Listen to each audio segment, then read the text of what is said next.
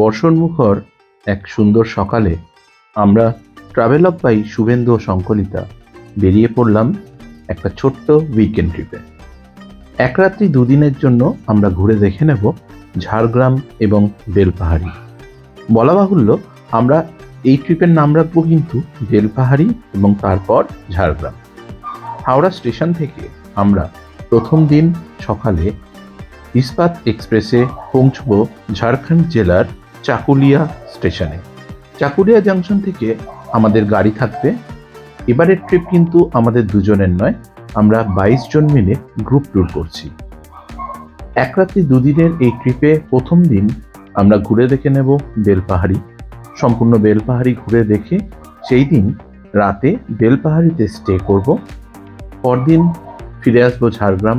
ঝাড়গ্রামের সমস্ত দ্রষ্টব্য স্থান ঘুরে আমরা বিকালের ট্রেনে ফিরব কলকাতা। এই সম্পূর্ণ ভ্রমণ অভিজ্ঞতা আপনাদের সঙ্গে 3টি পর্বে শেয়ার করব।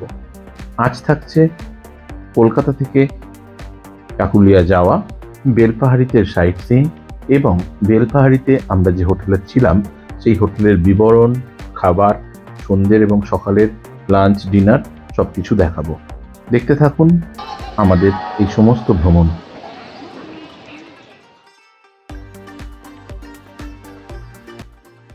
প্রতিবার ভ্রমণ শুরুর সময় ট্রেন যখন হাওড়া বা শিয়ালদা ছেড়ে বেরিয়ে যায়, ঠিক তখন থেকেই ভ্রমণের আনন্দটা বেশি করে শুরু হতে থাকে। আর এই সাউথ ইস্টার্ন রেলের দুধারের এই অপার্থিব সবুজ সৌন্দর্যকে পাশে ফেলে দ্রুত গতিতে আমরা এগিয়ে চললাম আমাদের গন্তব্য চাকুলিয়ার দিকে। মন ভরে উপভোগ করে নিলাম রূপনারায়ণ নদীর উপর অপার সৌন্দর্য। দূরে আকাশে কালো মেঘ, আর উজ্জ্বল সেই মেঘের আলোয় রূপনারায়ণ নদী বর্ষার ভরা জলে খুব সুন্দর দেখতে লাগছে।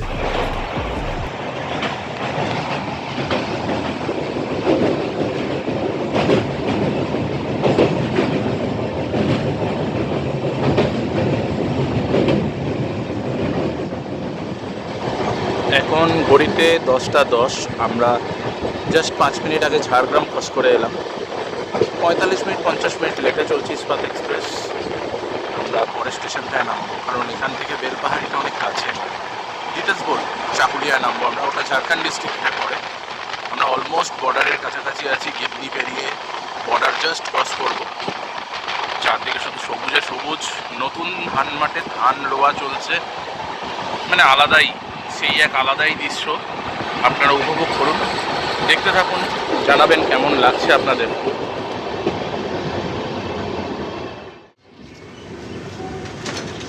ঘড়িতে 10টা 25, নির্ধারিত সময়ের প্রায় 1 ঘন্টা বাদে আমরা চাকুলিয়া স্টেশনে পৌঁছলাম। ছোট্ট পরিষ্কার পরিচ্ছন্ন স্টেশন, নেমে যাব।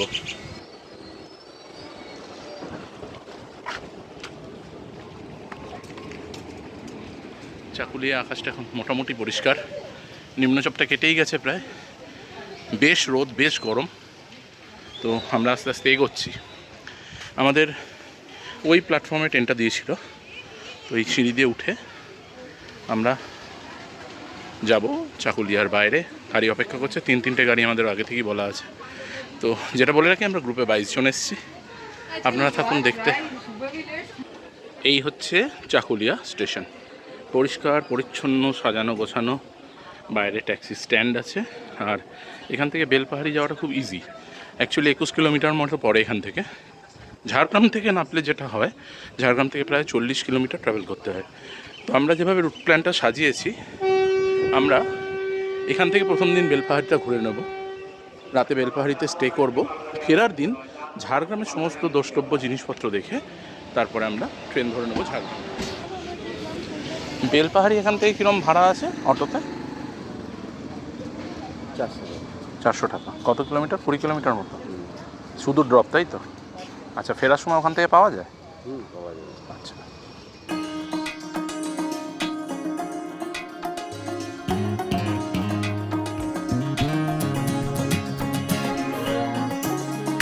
আমরা এখন প্রথম যে স্পটটা এসেছি, এটা তারাফেনী ড্যাম। মূলত তারাফেনী নদীকে এখানে আটকানো হয়েছে। আর এই তারাফেনী ড্যামের যে ব্রিজটা আছে, এই রাস্তাটা দিয়ে আমরা এলাম। তো আপনাদের দেখাই, এই হচ্ছে তারাফেনী নদী। এই নদীটার একটা ব্রাঞ্চ ওই ডান দিক দিয়ে একটা ছোট করে বের করে দেওয়া আছে, আর মেন জলটাকে এখানে আটকে রাখা হয়েছে, যে কারণে ড্যামের এই উল্টো দিকটায় সেরকমভাবে কিন্তু এখন কোনো জল নেই। বর্ষাটা যতটা বাড়বে ড্যামের জলটা ততটা এখানে ছাড়বে। লক গেটগুলো ফেলা আছে, তো ওই যেখানে মার্কগুলো দেওয়া আছে ওই গেটটার ওপর দিয়ে জলটা বেরিয়ে যাবে।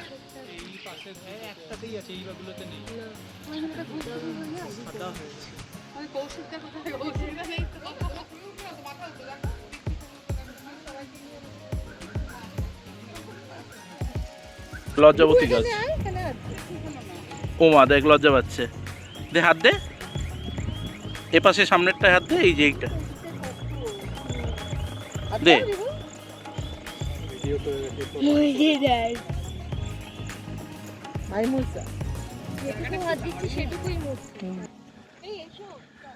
আমরা এখন এসেছি ঘাগরা ওয়াটারফলস দেখতে। তো তারাফেনী দেখে আমরা চলে এলাম। এই জায়গাটা খুব সুন্দর, আমি আগেও একবার এসেছি, যদিও পিকনিক স্পট বলা হয় এটাকে, কারণ এই চত্বরটা জুড়ে শীতকালে মানে অনেকটা পাহাড়ের বুগিয়ালের মতো দেখতে, সুন্দর। এই জায়গাটায় পিকনিক করে এখানকার স্থানীয় লোকেরা। এখন এখানে নদীর জল অনেকটাই বেশি, অন্য সময় নদীর জলটা কম থাকে, তাই ঝর্ণাগুলোর স্কেপগুলো ভালো বোঝা যায়। চলুন এগিয়ে গিয়ে দেখা যায়, ওইখানে যেতে হবে। পার্কিং পার্ক থেকে এতটা হেঁটে এসে আকাশ ব্যাকড্রপটা খুব সুন্দর লাগছে।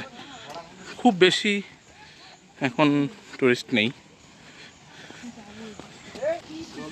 এইখান দিয়ে নদীটা বয়, আর এই যে গর্তগুলো দেখা যাচ্ছে এক্স্যাক্টলি এই গর্তগুলোকে বলে পটলস।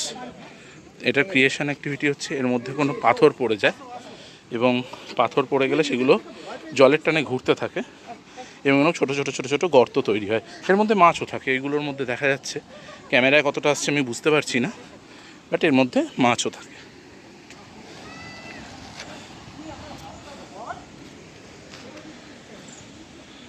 একটা জিনিস দেখাই, প্রত্যেকটা ট্রাভেল কন্টেন্ট ক্রিয়েটারই বলে থাকে, আজকে আমিও বললাম, এটা হচ্ছে প্রকৃতি সৃষ্টি একটা পটলস। ভাল লাগছে দেখতে আপনাদের? মাজার বোতল, প্যাকেট, চিপস না ফেললেই তো হতো না, খাই না প্যাকেটজাত খাদ্য, খেতে তো কোনো দোষ নেই, কিন্তু এরকমভাবে এর মধ্যে ফেলে রাখা আইসক্রিমের কাপ, ঘুগনির বাটি কিনা রেখেছি আর কি। যাই হোক, সবার কাছে অনুরোধ, যারা আসবেন প্রকৃতিটাকে প্লিজ নষ্ট করবেন না, প্লিজ।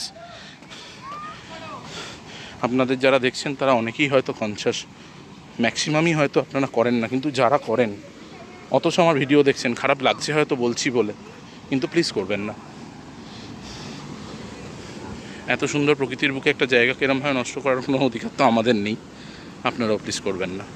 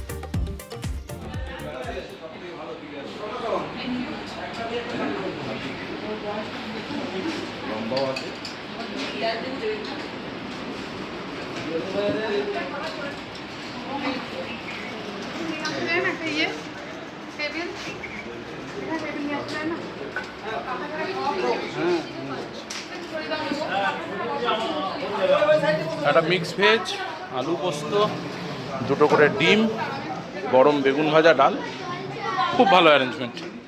আমরা খাওয়াটা খেয়ে দেখে নেবো। এমনি যেটা দিয়েছে খুবই সুন্দর, ভাত, পাতলা ডাল, ঘরে ভাজা বেগুন ভাজার মতো একটা মিক্স ভেজ তরকারি, আর তার সঙ্গে আচ্ছা আলু পোস্ত আর দুটো করে ডিমের ডালনা। এটা সকালবেলা আমাদের লাঞ্চ। চলুন খেয়ে নিই আমরা দুপুরে। এই হচ্ছে সোজা রাস্তা, বাঁ দিক থেকে আমরা পৌঁছবো কাঁকড়াঝোড়ের দিকের রাস্তা। আর এই রাস্তাটা এর আগের বারেও দেখিয়েছিলাম, অসাধারণ, দুদিকের দুটো ক্ষেতের মাঝখান দিয়ে পাহাড় সামনে রেখে আমরা এগিয়ে যাব। আজকের পর্ব এখানেই শেষ করলাম। আগামী পর্বে ঘুরে দেখে নেব বেলপাহাড়ির বাকি সমস্ত ভ্রমণ স্পটগুলো।